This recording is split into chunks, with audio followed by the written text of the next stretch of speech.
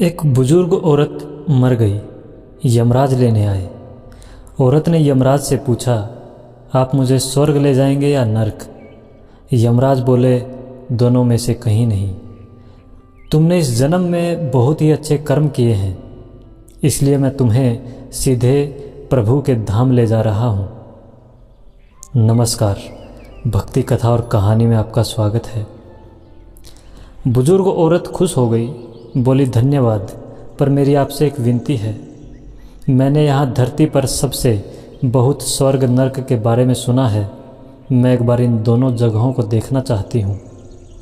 यमराज बोले, तुम्हारे कर्म अच्छे हैं, इसलिए मैं तुम्हारी ये इच्छा पूरी करता हूँ। चलो हम स्वर्ग और नर्क के रास्ते से होते हुए प्रभु के धाम चलेंगे। दोनों चल पड़े। सबसे पहले नर्क आया। नर्क में बुजुर्ग औरत ने ज़ोर ज़ोर से लोगों के रोने की आवाज़ सुनी।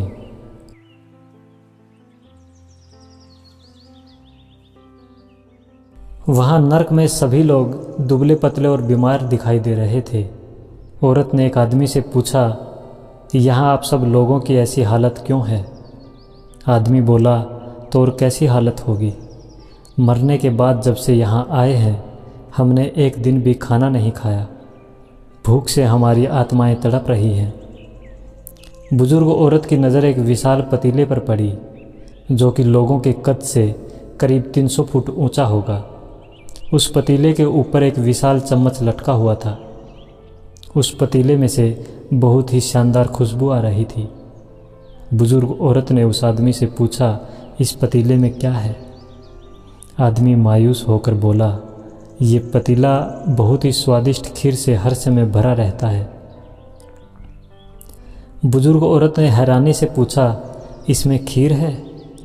तो आप लोग पेट भर के ये खीर खाते क्यों नहीं? भूख से क्यों तड़प रहे हैं? आदमी रो रो कर बोलने लगा, कैसे खाएं? ये पतीला 300 फीट ऊंचा है और हम में से कोई भी उस पतीले तक नहीं पहुंच पाता। बुजुर्ग औरत को उन पर तरस आ गया। सोचने लगी, बेचारे खीर का पतीला होते हुए भी भूख से बेहाल हैं। शायद ईश्वर ने इन्हें यही दंड दिया होगा। यमराज बुजुर्ग औरत से बोले, चलो हमें देर हो रही है। दोनों चल पड़े। कुछ दूर चलने पर स्वर्ग आया। वहाँ पर बुजुर्ग औरत को सबकी हंसने खिलखिलाने की आवाज़ सुनाई दी। सब लोग बहुत खुश दिखाई दे रहे थे। उनको खुश देखकर बुजुर्ग औरत भी बहुत खुश हो गई।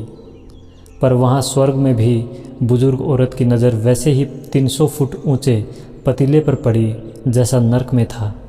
उसके ऊपर भी वैसा ही चम्मच लटका हुआ था। बुजुर्ग औरत ने वहाँ लोगों से पूछा, इस पतीले में क्या है? स्वर्ग के लोग बोले कि इसमें बहुत स्वादिष्ट खीर है। बुजुर्ग औरत हैरान हो गई। उनसे बोली, पर यह पतीला तो 300 फीट ऊंचा है। आप लोग तो इस तक पहुंच ही नहीं पाते होंगे। उस हिसाब से तो आप लोगों को खाना मिलता ही नहीं होगा। आप लोग भूख से बेहाल होंगे, पर मुझे तो आप सभी इतने खुश लग रहे हो, ऐसे कैसे? लोग बोले, हम तो सभी लोग इस पतीले में से पेट भर के खीर खाते हैं। औरत बोली, पर कैसे? पतीला तो बहुत ऊंचा है। लोग बोले, तो क्या हो गया, पतीला ऊंचा है तो? यहाँ पर कितने सारे पेड़ हैं। ईश्वर ने ये पेड़ पौधे, नदी, झरने हम मनुष्यों के उपयोग के लिए ही तो बनाए हैं। हमने इन पेड़ों की लकड़ी ली, उसको काटा, फिर लकड़ियों के टुकड़ों को जोड़ के विशाल सीढ़ी का निर्माण किया। उस लकड़ी की सीढ़ी के सहारे हम पतीले तक पहुँचते हैं और सब मिलकर खीर का आनंद लेते हैं। बुजुर्ग औरत यमराज की तरफ देखने लगी। यमराज मुस्कुराए, बोले, ईश्वर ने स्वर्ग और नर्क मनुष्यों के हाथों में ही सौंप रखा है। चाहे तो अपने लिए नर्क बना लें, चाहे तो अपने लिए स्वर्ग। ईश्वर ने सबको एक समान हालातों में डाला है। उसके लिए उसके सभी बच्चे एक समान हैं। वो किसी से भेदभाव नहीं करता। वहाँ नर्क में भी पेड़ पौधे सब थे, पर वो लोग खुद ही आलसी हैं। उन्हें खीर हाथ में चाहिए। वो कोई कर्म नहीं करना चाहते, कोई मेहनत नहीं करना चाहते, इसलिए भूख से बेहाल हैं। क्योंकि यही तो ईश्वर की बनाई इस दुनिया का नियम है। जो कर्म करेगा, मेहनत करेगा, उसी को मीठा फल खाने को मिलेगा। स्वर्ग और नर्क आपके हाथ में है, मेहनत करें, अच्छे कर्म करें और अपने जीवन को स्वर्ग बनाएं। स्वर्ग और नर्क आपके विचारों की परिभाषा का नाम है, अपने कर्मों का ही परिणाम है। आप स्वर्ग और नर्क को अपने साथ लेके चलते हो।